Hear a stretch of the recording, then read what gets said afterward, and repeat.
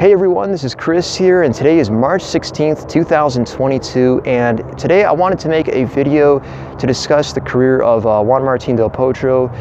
Del Potro, of course, recently announced that he's going to be retiring from pro tennis in the near future, and I wanted to give you guys my thoughts as to what type of career I think he could have had if he hadn't gotten injured as often as he did, and also just to share some of my favorite stories and memories of watching him play on the Pro Tour. Before we get into this, however, I'd like to encourage you guys, if you're new to this channel, to please take a minute to hit the subscribe button down below. That'll keep you notified of any time we release additional content like this. And of course, if you enjoy videos like this, then please be sure to share this video with your friends. All right, guys, without further ado, let's get into it.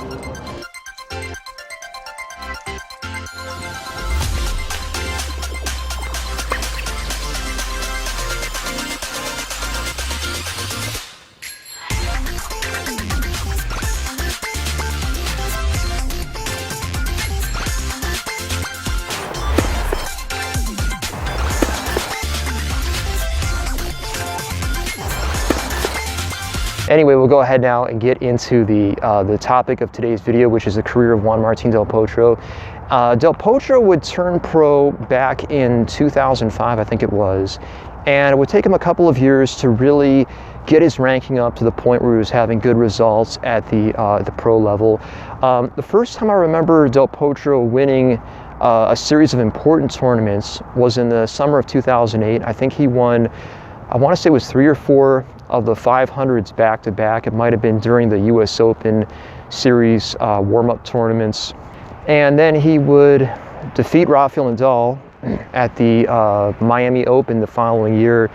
And then he would have his first big result when he would make the semifinals of the French Open in 2009, which he would lose to Roger Federer in a very close 5-set match, I think it was. And Del Potro would follow that up by making the finals of the US Open when he would defeat, of course, Rafael Nadal in the semifinals, and he would go on to win the event by defeating Roger Federer in the finals in 5 sets. Of course, this would wind up being the highlight, if you will, of Juan Martin Del Potro's career. And unfortunately, very shortly after this, he would start to suffer with wrist injuries. Just after the Austrian Open in 2010, he would wind up having to take off the rest of the season because he had a tear in his left wrist. And it would take Del Potro about a year, I would say, to really get back to the level that he had before that. So when he came back in 2011, his results were good, but not quite the same level they'd been back in 2009. And so I would say it wasn't until probably mid-2012 that we really saw Del Potro having the same type of consistent and strong results that he'd been having up to that point. And then in 2013, he would make the semifinals at Wimbledon, where he would lose to Novak Djokovic, I think in 4 sets, I want to say it was.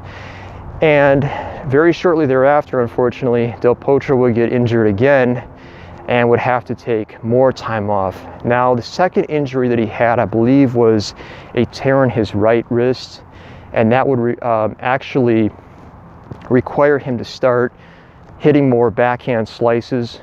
Del Potro, in the earlier stages of his career, had a very solid two-handed backhand, which he could attack off of, and it was a big weapon for him. But during the mid to later stages of his career, he would have to rely more on slicing his backhand, and that backhand that he had was no longer a big weapon for him. So he would take time off in most of 2014, and I think also a lot of 2015 as well, but he would come back for the later part of the season and kind of work his ranking back up. And then in 2016, he would make the finals of the Olympics, and he would, of course, win the silver medal, ultimately losing to Andy Murray in the finals. And then he would again have an amazing result at the 2017 US Open when he would reach the semifinals, losing on that occasion to Rafael Nadal. And then in 2018, during the early part of that year, he would win the BNP Paribas Open, defeating Roger Federer in the finals.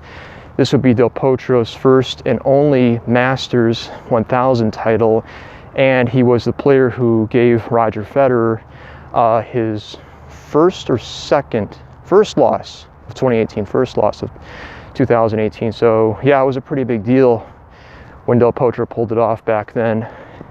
Del Potro would also follow this up by making the finals of the US Open in 2018, where he would lose in 3 sets to Novak Djokovic. And that was kind of the end, if you will, for Del Potro at the very top of the game. So now I'm going to talk about what type of career I think Del Potro could have had if he hadn't had all the problems with injuries. And a lot of people think that Del Potro maybe could have joined the Big Four, the Big Three, and could have gone on to win many, many Grand Slam titles along with those guys. And I never felt that Del Potro had that level of consistency in his game to consistently win Grand Slam titles. So if I had to take a guess as to how many he would have won if he hadn't had the injury problems, I would probably lean in favor of like maybe 3 or 4 more Grand Slam titles, but I don't think it would have been anything really beyond that. I'd say maybe like a maximum of 5 or 6 is kind of where I would put Del Potro in terms of his potential. I do think he definitely would have won more. There's no question about that. He was really, really good. And especially during like the mid-2010s, when there was kind of a period where Nadal and Federer were injured a lot, I think we would have seen Del Potro capturing some Grand Slams, probably the US Open 2014 and the Australian Open 2014 in particular pop out to me as Grand Slams where a healthy Del Potro would have had a really good look at winning those events. Anyway guys, that does it for this video. Please leave me a comment down below and let me know how many Grand Slam titles you think a healthy Juan Martin Del Potro would have won throughout the course of his career. Thank you so much for watching. I will see you at the next one. This is Chris, signing out.